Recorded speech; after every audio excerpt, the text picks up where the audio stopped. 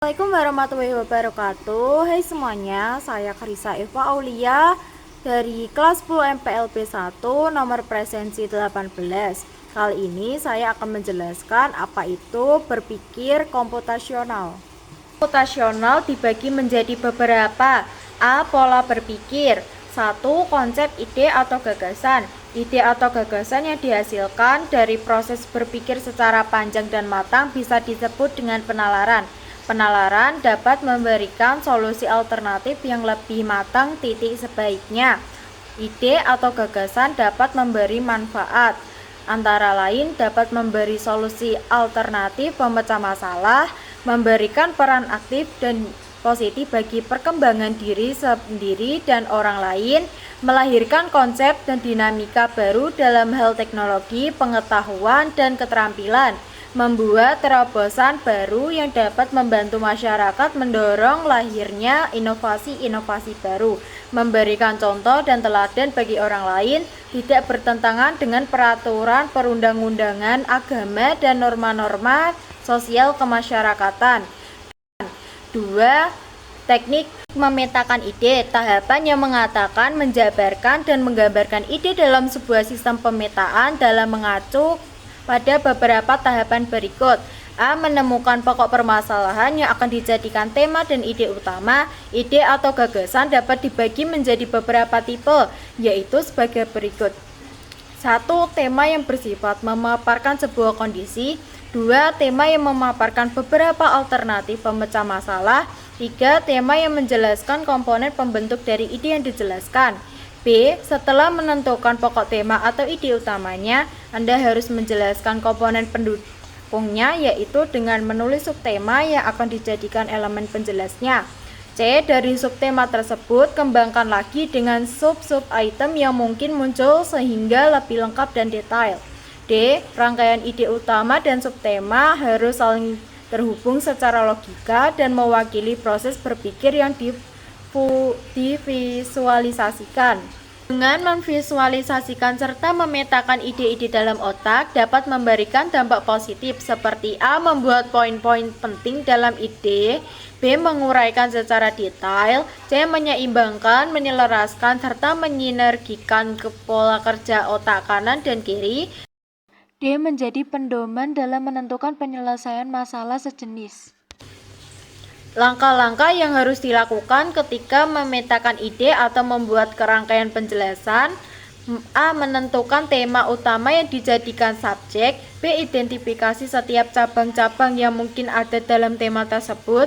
C. Dari subtema tersebut, kembangkanlah lagi dengan sub-sub item yang mungkin muncul sehingga lebih lengkap dan detail. 3. Konsep algoritma. Algoritma merupakan serangkaian proses atau aturan yang disusun dan diurutkan secara sistematis dan logis untuk menyelesaikan permasalahan.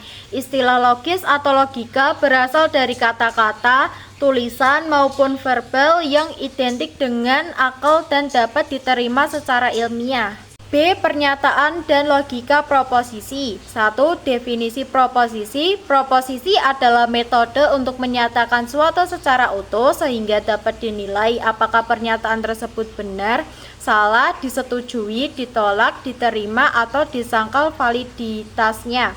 4 elemen penting dalam proposisi yaitu 1. Subjek, 2. Predikat, 3. Kopula, dan 4. Kuantor. 2. Aspek penggunaan dalam proposisi. Pernyataan logika proposisi berdasarkan aspek penggunaannya dapat dibedakan menjadi 4 macam, yaitu A. Aspek bentuk. Aspek bentuk dibagi menjadi 2, yaitu proposisi tunggal dan proposisi majemuk. B. Aspek sifat. Aspek sifat dibagi menjadi 2 jenis, yaitu kategorial dan kondisional. Kondisional dibagi menjadi 2 macam, yaitu hipotesis dan disjungtif. C.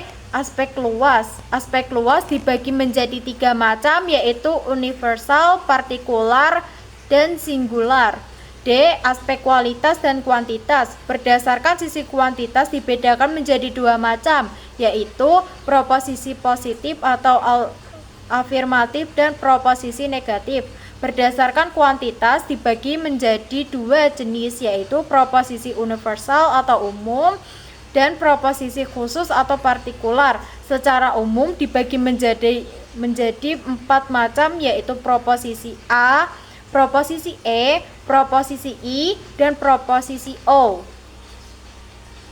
C. Logika matematika. Pernyataan adalah kalimat yang sudah pasti nilainya, entah itu benar atau salah. Adapun kalimat terbuka adalah jenis kalimat yang masih diperlukan pengujian untuk menentukan benar atau salahnya.